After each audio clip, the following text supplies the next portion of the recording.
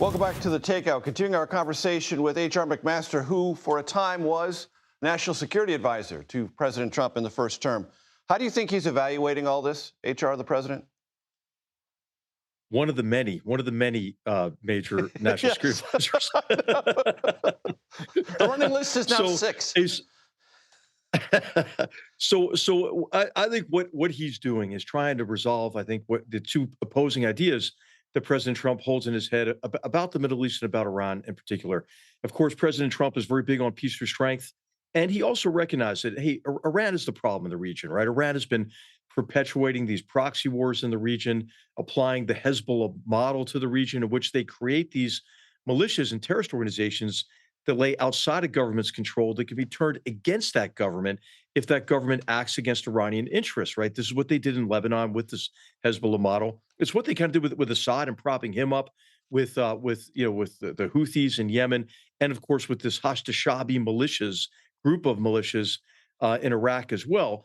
And their strategy has been to kind of expend every Arab life in their effort to kick the United States out of the region, as the first step in destroying Israel and killing all the Jews. That's really what they wanted to do.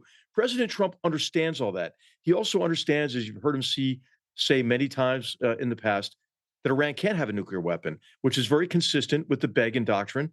The Begin Doctrine is, of course, Israel's determination to ensure that a hostile or an enemy state doesn't have the most destructive weapons on earth. They acted on that doctrine the first time in 1981 with strikes against a nuclear reactor in Iraq, and again in 2007 with strikes against a nuclear reactor in Syria. Of course, what they've done in Iran is orders and orders of magnitude far beyond those strikes, and much more difficult in terms of complexity. So President Trump understands all that. But what he also has is a deep skepticism about getting more deeply involved in the Middle East. Many of his strongest supporters have used kind of this mantra of ending endless wars, and will say to him, hey, don't let Israel drag us into a war in the Middle East. So how he reconciles, I think, those two conflicting views within his own mind and within his administration, I think will help determine the outcome. I think the principal determinant, though, will be as you and Sam were talking about, which is, does Iran decide to strike out against U.S. personnel, U.S. facilities, as well as Israeli facilities? Because that makes it kind of an easy decision for President Yeah, Trump, no doubt. that he would have to respond to that. HR, the Army turns 250 this weekend. There's a big parade in Washington. Do you have any problem with that? I have no problem with that. But what I don't want is, I don't want it to be politicized on a partisan from a partisan perspective. What we are celebrating is that day in the Second Continental Congress on June 14th, 1775, when John Adams, the delegate from Massachusetts, convinced his colleagues, "Hey, we need a Continental Army." And so they decided to raise 10 companies of riflemen to go assist the militias that were besieging Boston at the time, British-held Boston. And the next thing they decided, the next day on the 15th, was to appoint George Washington Yep. as the first commander in chief of that force. And what we need to do is approach this parade as George Washington approached his duties, as patriots who celebrate our army, which has fought, in a nonpartisan way to win our freedom Right. in the War of Independence, and then to preserve our freedom since then. But HR, there is a heavy President Trump overlay on all this. And there are those who say this is going to look like an authoritarian celebration. It's not an authoritarian celebration. I know that the president, I'll tell you, like many other politicians, lately has been trying to drag kind of the military into partisan dialogue. I mean, some of the things he says and does, at like the speech at Fort Bragg, for example, I just want to say, God, it was a great speech until that moment when you make it a partisan issue, or in front of troops, disparage their previous commander in chief.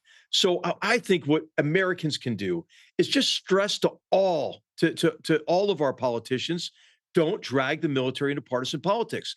I would say the Biden administration was pushing a radical social agenda on the military. President Trump and Secretary Hegseth are Yeah. applying a corrective to that. But hey, let's make sure that the cure is not worse than the disease. Hmm. So keep that bold line in place because wouldn't it be terrible if our military was infected, with the same kind of vitriol and division that we see in other institutions? We can't afford it because you know Right. what? Those kind of divisions are inimical to combat effectiveness. In our army, Right. we judge the soldier next to us based on their toughness, their courage, their sense of honor, their discipline. I don't care what their political affiliation is. I don't care what their identity category is. Right. And that's what we have to make sure we preserve. HR, there are National Guard in Los Angeles against the wishes of the mayor and the governor and the United States Marines. Excessive or appropriate? I think appropriate in this case, Major. I would say maybe not the Marines who aren't trained for this, but when you had the incidents that we've all read about, which is the threats to federal officers, the threats to federal sites, I mean that is well within the president's purview to protect those personnel and to protect those sites.